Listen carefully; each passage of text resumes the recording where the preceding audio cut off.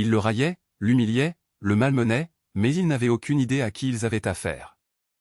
Le trajet en bus jusqu'à Lincoln Heights, Missouri, fut long et silencieux.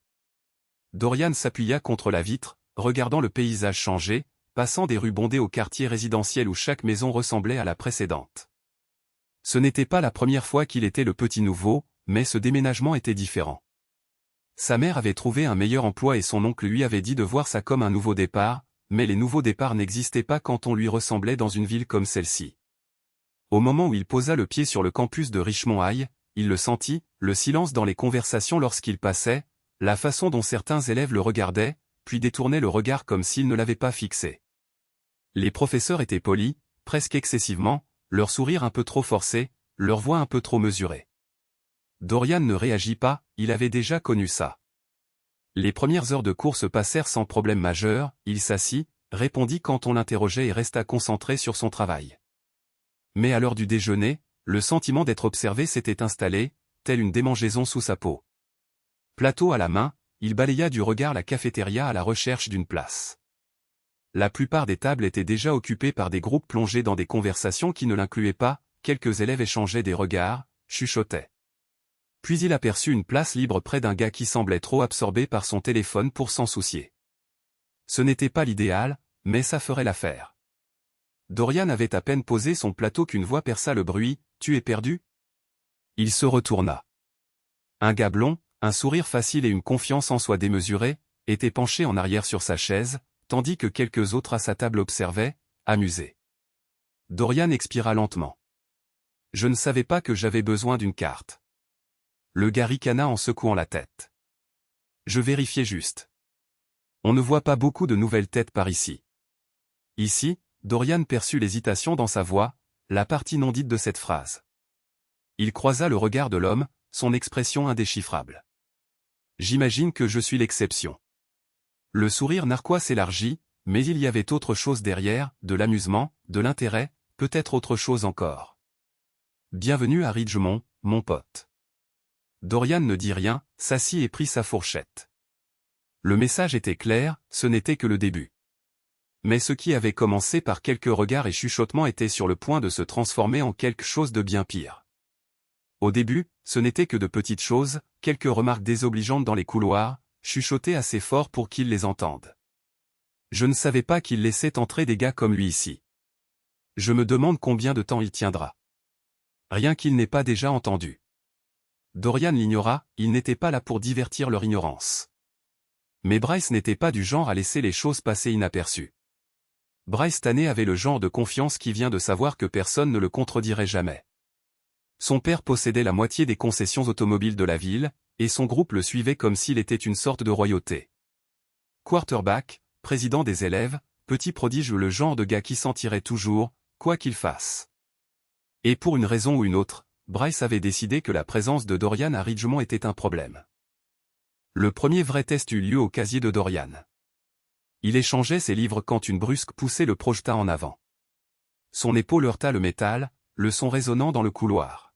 « Oups » dit Bryce, sa voix pleine de fausse innocence. « Je ne t'avais pas vu. » Dorian ne réagit pas. Il finit de prendre son carnet et ferma son casier, gardant ses mouvements lents, contrôlés. S'il ne leur donnait rien, il finirait par s'ennuyer. Bryce rit. « Tu es silencieux, hein ? C'est cool. Vraiment cool. » Dorian se tourna et le regarda pas en colère, pas effrayé, juste observateur.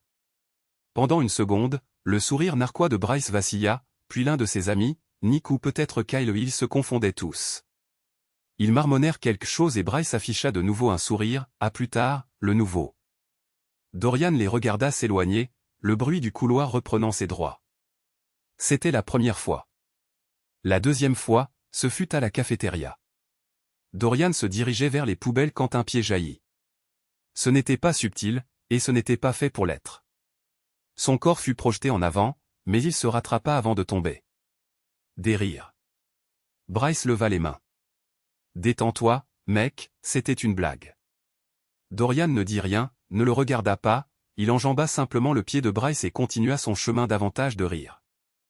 Est-ce quelqu'un marmonna, trop facile. Dorian serra la mâchoire. La voix de son oncle résonna dans sa tête, un lion ne bronche pas quand les hyènes aboient. Il expira, laisse tomber. Mais ce n'était pas suffisant pour eux, car la troisième fois-là Bryce s'assura que ce n'était pas qu'une blague, et c'est là que les choses ont changé. C'était après les cours, et Dorian venait de terminer à la bibliothèque. La plupart des élèves étaient déjà partis, le parking à moitié vide. Il n'était pas pressé, sa mère ne rentrerait pas du travail avant quelques heures, et il ne craignait pas de prendre son temps. Alors qu'il sortait, il entendit des voix bien trop familières, et, le nouveau. Dorian eut à peine le temps de réagir avant que quelque chose ne le frappe violemment dans le dos. Il chancela en avant, se rattrapant avant de toucher le bitume. Des rires. Il se tourna lentement. Bryce se tenait là, flanqué de Nick, Kyle et de quelques autres gars dont les noms n'avaient aucune importance. Bryce tenait toujours son gobelet, les dernières gouttes s'égouttant de ses doigts. « Merde, ma faute, » dit Bryce, sans même essayer de paraître désolé. « Je ne t'avais pas vu là. » Dorian baissa les yeux. Son hoodie était éclaboussé de soda, des glaçons jonchaient le sol à ses pieds. Le silence s'étira entre eux. D'autres élèves, attardés sur le parking, s'étaient arrêtés pour observer. Dorian inspira par le nez, pour se donner contenance. Bryce eut un sourire en coin. « Allez, mec, dis quelque chose. » Dorian ne fit rien. Il commença juste à passer devant lui. C'est alors que Bryce le poussa. Ce n'était pas pour jouer. Ce n'était pas juste une blague. C'était violent, destiné à provoquer. Dorian recula d'un pas en trébuchant. Sa respiration était calme, ses doigts se crispaient le long de son corps. Bryce rit, « Quoi, tu as peur ?» Nick s'avança, un sourire narquois aux lèvres. « Nan, mec, il est juste mou. » Dorian avait passé sa vie à entendre « Éloigne-toi ». Il entendait la voix de son oncle dans sa tête, « Garde tes mains dans tes poches, ne leur donne pas ce qu'ils veulent. » Mais là, Bryce ne cherchait pas une moquerie facile. Il ne jouait pas.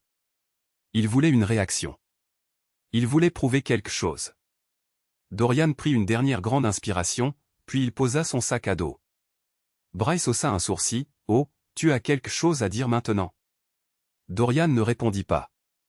Il se contenta de rouler ses épaules en arrière. Bryce ricana, « Mec, tu... » Il n'eut pas le temps de finir sa phrase.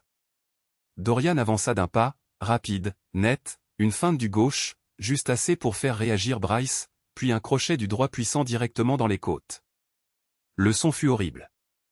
Le souffle de Bryce s'échappa dans un râle étouffé tandis que son corps s'affaissait. Mais Dorian n'avait pas fini.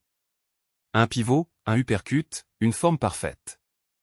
La tête de Bryce fut projetée en arrière et avant même qu'il ne puisse penser à rester debout, ses jambes le lâchèrent. Il s'écrasa lourdement sur le bitume. Silence. Nick et les autres le fixaient, bouche bée. Dorian recula, ajustant son sweat à capuche, sa respiration régulière, contrôlée. Bryce gémit, roulant sur le côté. Dorian finit par parler, « Tu as fini ?» Bryce ne répondit pas. Il se contenta de tousser. Dorian regarda les autres, quelqu'un d'autre ? Personne ne bougea. Dorian attrapa son sac à dos et le passa sur son épaule. Il s'éloigna sans dire un mot. Mais ce qui s'était passé sur ce parking n'était pas terminé. Ce n'était que le début. Dès le lendemain matin, toute l'école savait. Dorian n'avait pas. Pour vérifier son téléphone et s'en rendre compte. La façon dont les gens le regardaient en disait long. Les regards n'étaient plus seulement de la curiosité, ils étaient différents. Certains étaient impressionnés, d'autres nerveux, quelques-uns le regardaient comme s'ils le voyaient pour la première fois. Bryce n'était pas à l'école, cette partie ne le surprit pas, encaisser un tel coup devant la moitié du parking n'était pas quelque chose dont on se remettait du jour au lendemain. Nick et Kyle gardaient leur distance. Dorian entra en classe comme si de rien n'était, s'assit, sortit son carnet, les affaires reprenaient leur cours. Mais cela ne signifiait pas que les gens avaient fini de parler au déjeuner. Tandis qu'il traversait la cafétéria, les conversations se taisaient à son passage, les gens chuchotaient. Quelques-uns hochaient la tête comme s'ils le respectaient soudain, des élèves de première année qui ne lui avaient jamais adressé la parole agissaient comme s'il était une sorte de légende. Et puis il y avait les autres. « Bon sang, je ne savais pas que le nouveau savait se battre », murmura quelqu'un alors qu'il passait. Bryce l'avait bien cherché, ajouta une autre voix. On dit qu'il ne reviendra pas avant une semaine. Dorian l'ignora. Il n'était pas là pour être un héros, il ne cherchait pas de validation. Puis, alors qu'il s'asseyait, il entendit autre chose, ce n'est qu'un autre voyou violent. Les mots étaient doux mais pas assez discrets. Dorian tourna légèrement la tête. Deux filles à une table voisine, l'une d'elles une brunette avec des bijoux qui semblaient chers et une expression comme si elle sentait quelque chose de mauvais, détournèrent le regard quand elle réalisa qu'il l'avait entendu. Son estomac se serra. C'était ça, avec des moments comme cela, peu importe à quel point vous étiez justifié, peu importe à quel point la situation semblait juste, quelqu'un trouvait toujours un moyen de la déformer. Mais il ne le regrettait pas. Bryce avait cherché la bagarre, Dorian avait juste veillé à ce qu'il l'obtienne. Malgré tout, le poids de tout cela pesait sur lui.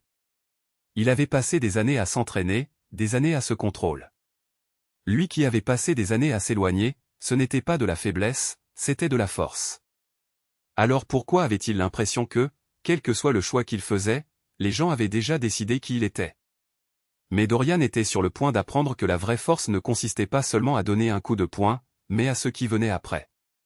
Dès le lendemain matin, toute l'école était au courant.